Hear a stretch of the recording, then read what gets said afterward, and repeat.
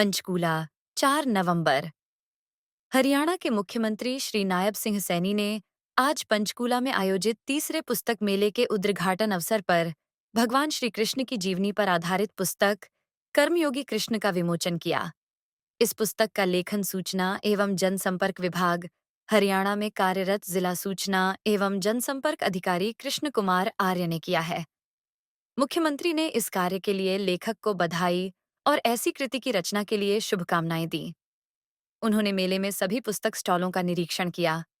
उन्होंने कहा कि पुस्तकें हमारी मार्गदर्शक होती हैं और अच्छी पुस्तकें तो हमारे जीवन की धारा को भी बदल देती हैं। इसलिए सभी को पुस्तकों का स्वाध्याय नियमित तौर पर करना चाहिए।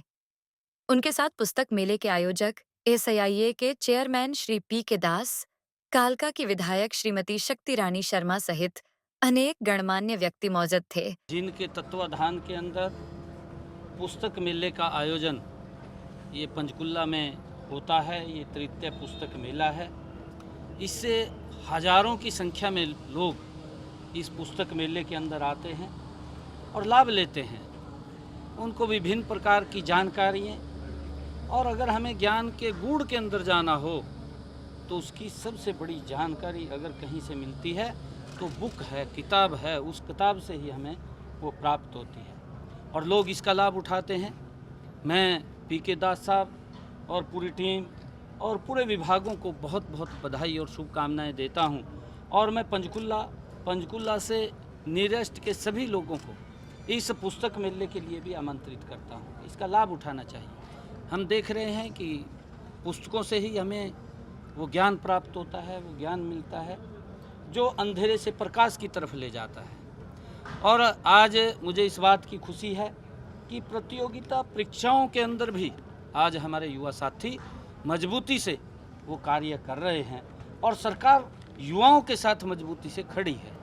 युवाओं को बिना पर्ची, बिना खर्ची के रोजगार देने का जो एक मिशन हमारी सरकार ने खड़ा किया है, उसका हमारे युवाओं को लाभ मिल रहा है। आज युवा सिफारिश के चक्कर में नहीं घूमता, आज प्रतियोगिताओं में सफल होने के चक्कर में घूमता है, किताबों के बीच में रमता है।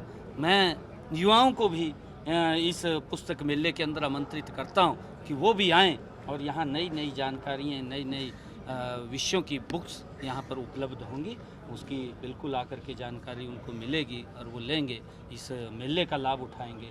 मैं सभी को बहुत बहुत बधाई। सर, लाइब्रेरी और बनाई जाएंगी क्योंकि जिस तरह से बिना पर्ची, बिना खर्ची के नौकरियां दी जा रही हैं। हाँ, देखिए लगातार क्योंकि हमारा बिजली विभाग, जिसकी मैंने चर्चा भी अभी की है कि बिजली विभाग ने जिस प्रकार से ग्रामीण क्षेत्र के अंदर भी 24 घंटे बिजली देने का काम हमारी सरकार ने किया है। हमारा गांव जगमग गांव, और बिजली विभाग ही आज 3-5 लाइब्रेरी का आज उद्घाटन हुआ है और हमारे युवाओं को इसका लाभ मिलेगा। जहाँ जहाँ पर भी आज, क्योंकि गांव के अंदर जो मांग आती है कि यहाँ लाइब्रेरी होनी चाहिए, कुछ कई स्थानों के ऊपर हमने लाइब्रेरी खोली भी हैं और कई स्थानों के ऊपर लगातार जहाँ से ये मांग आती है हम एक रोड मैप तैयार करके वहाँ पर लाइब्रेरी खोलने का काम हम करेंगे, ताकि हमारे युवाओं को अच्छी वहाँ पर किताबों से, लाइब्रेरी से बुक्स भी मिल सकें और उनको वहाँ पर अच्छी जानकारियाँ भी मिल सकें। उसके लिए हम लाइब्रेरी खोलने का काम कर रहे हैं। और जो हमारे टायर 3 और टायर 2 और टायर 3 के जो हमारे कस्बे हैं, वहाँ पर भी वाचनालय खोलने का निर्णय हमारी सरकार ने लिया है लगातार, क्योंकि युवाओं को ज़्यादा संख्या के अंदर नज़दीक में ही उनके अच्छी लाइब्रेरी मिल सके। ई लाइब्रेरी को भी हमने खोलने का निर्णय किया है ताकि वो ई लाइब्रेरी के माध्यम से भी बुक्स के अंदर जो वो जानना चाहते हैं उसकी जानकारी मिल सके। आज मैं इस पुस्तक मेले के ऊपर सभी को बहुत बहुत बधाई देता हूं और ख़ासकर युवा साथियों से अपील करूंगा कि वो अवश्य इस पुस्तक मेले के अंदर वो आएँ और जानकारी। सब लगातार अलग अलग समाज के जो लोग भोजन भी करवाएंगे। डीएससी समाज के डेलीगेशन को बुलाया गया है आज। नहीं, डीएससी वो डूम समाज के पदाधिकारी पूरे हरियाणा प्रदेश के लोग आ रहे हैं। मेरे पास उनका फ़ोन आ रहा था कि हम आपको सम्मानित करना चाहते हैं, तो मैंने आज फिर निर्णय किया था कि आज उनको बुलाया था कि वो आएँ, उनके साथ बैठ करके भोजन भी हम करेंगे। सर, कनाडा में हिंदू टेम्पल पे जो अटैक हुआ है, जो वहाँ हिंदू लोग हैं उन पर अटैक हुआ, उस पर क्या थे? देखिए दुर्भाग्यपूर्ण है और उसके ऊपर हमारा केंद्र पूरा का पूरा नज़र लगाए हुए है और ऐसी घटनाएं नहीं होनी चाहिए। सर राजस्थान प्रचार के लिए भी जा रहे हैं सर, उपचुनाव जो हो रहा है राजस्थान का, आप जा रहे हैं सर परसों? राजस्थान में भी जाएंगे और जहाँ जहाँ भी पार्टी के आदेश होंगे वहाँ पर हम जा कर के चुनाव प्रचार करेंगे। और मेरा ये परम सौभाग्य है कि आदरणीय मोदी जी के नेतृत्व में हरियाणा में भी तीसरी बार बहुत बड़े मैंडेट के साथ सरकार बनी है, झारखंड में भी बड़े मैंडेट के साथ सरकार बन रही है, महाराष्ट्र में भी सरकार बन रही है।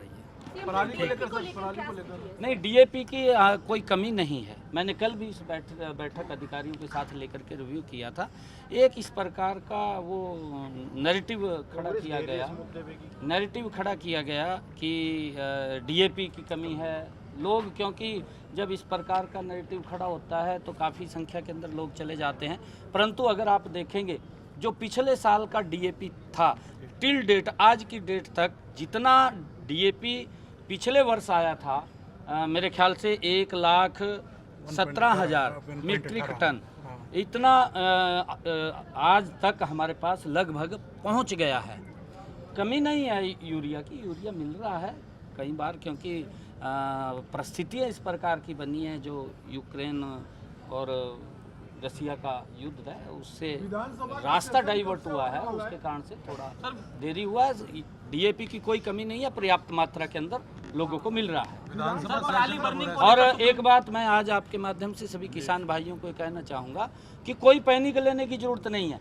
किसान भाइयों से मेरा निवेदन है पूरे हरियाणा प्रदेश के कि आपको हर चीज़ सुविधा से उपलब्ध होगी, कोई पैनिक लेने की ज़रूरत नहीं है। थोड़ा आप तक जरूर हम सब उसके ऊपर नज़र लगाए हुए हैं और सारा का सारा पूरी हो जाए। सर पराली बर्निंग को लेकर आज सुप्रीम कोर्ट में सुनवाई होनी है। पिछली सुनवाई में पंजाब को फटकार जो है वो लगाई गई थी कि गलत आंकड़े पंजाब की ओर से पेश किए गए। नहीं, देखिए पंजाब के अंदर व्यवस्था सुधारने की बजाय व्यवस्था को खराब करने के अंदर ज़्यादा वो विश्वास करते हैं। हमने पिछले वर्ष भी और उससे पिछले वर्ष भी लगातार, जब से हमारी सरकार ये पिछले 10 वर्षों के अंदर हरियाणा के अंदर है, हमने पराली प्रबंधन को लेकर के ज़बरदस्त काम किया है। और पिछले साल तो माननीय सुप्रीम कोर्ट ने हरियाणा के पराली प्रबंधन को लेकर के प्रशंसा भी की है। ये हमारे लिए गर्व की बात है और हम आगे भी उस पराली प्रबंधन को लेकर के उसके व्यवस्था कर रहे हैं। अगर कहीं कोई दिक्कत आती है, हमने अधिकारियों को अभी कहा भी है बैठ करके कि आप अगर कहीं हमें जो किसानों को हमने कुछ इंस्ट्रूमेंट उपलब्ध कराने हैं, बेलर है, रिपर है, उसके ऊपर अगर सब्सिडी देने की बात है तो हम और देंगे, कोई ऐसा विषय नहीं है। परंतु उस व्यवस्था को हम ठीक करेंगे। व्यवस्था अगर कोई ठीक होती है और धीरे धीरे होती है, एकदम ठीक नहीं होती। परंतु पंजाब के अंदर तो अव्यवस्था है, सारा का सारा व्यवस्थित कुछ नहीं है।